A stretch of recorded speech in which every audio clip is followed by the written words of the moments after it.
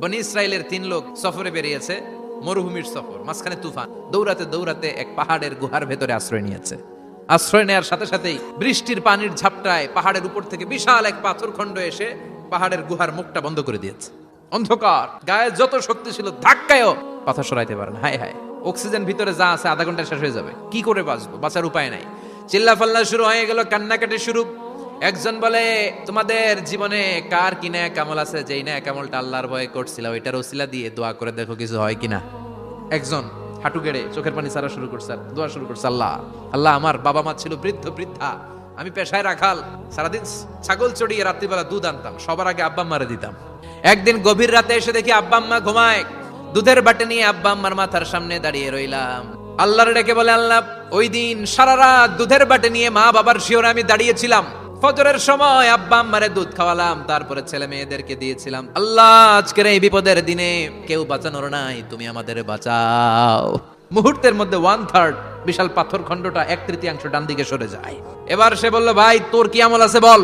দ্বিতীয় জন হাঁটু গেড়ে আবার চোখের পানি ছেড়ে আল্লাহর ডেকে বলে, মাবুদ, আমার এক চাচাতো বোন ছিল, তার প্রেমে আমি ছিলাম পাগল পাড়া, গোপন একটা রুমের ভেতরে ঢুকলাম, দুজনে জামা কাপড় খুলে ফেললাম, নেকেড হয়ে পাপ কাজ শুরু করব। ইন দা মিন টাইম আমার চাচাতো বোন আমারে বলে, ও আমার চাচাতো ভাই, আমারে তুই সতীত্ব তুই নষ্ট করে দিস না, ইত্তাকিল্লাহ, আল্লাহরে ভয় করে। এই শব্দটা যখন শুনলাম আমার ভিতরটা কেঁপে উঠেছে। আমি মুহূর্তে তোমার ভয়ে জামা পড়ে ওই রুম থেকে চিৎকার মেরে বেরিয়ে গিয়েছি। আল্লাহ, সেদিন আমি পাপ কাজ করি নাই। ওই দিনের ইবাদতটা আমলটা যদি তোমার কাছে ভালো লেগে থাকে, আজকে যে এই বিপদে আছি তুমি বাঁচাও। বলার সাথে সাথে 2/3 2/3 পাথরের খণ্ডটা আরো ডান দিকে সরে যায়। এবার আরো বড় ফাঁকা হয়েছে। এবার তারা বেরোতে চেষ্টা করলো, দেখে মাথা বের হয়, শরীর বের হয় না। এবার বাকি আছে কয়জন? সে দোয়া করতে শুরু করলো, আল্লাহ, আমি ব্যবসায়ী ছিলাম, অনেক শ্রমিক ভাড়া করে একদিন একটা কাজ করালাম, সব শ্রমিকের টাকা দিয়ে দিলাম, এক শ্রমিক টাকা না নিয়ে ভাগলপুর।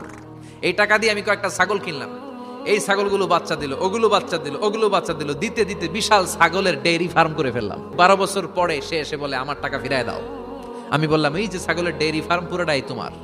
ও আল্লাহ, শুধু তোমার খুশির জন্য পুরো ডেইরি ফার্ম আমি তারে দিয়ে দিয়েছিলাম। আল্লাহ, আজকের এই বিপদের দিনে আমার সেদিনের আমলটা যদি তোমার কাছে ভালো লাগে তুমি বাঁচাও। বলতে দেরি, মুহূর্তের মধ্যে বিশাল প্রকাণ্ড পাথর খণ্ডটা অন্যদিকে দৌড়ে চলে যায়। আল্লাহর শুকরিয়া আর তাকবীর দিতে দিতে 3 জন বের হয়ে যায়। সুবহানাল্লাহ পড়েন।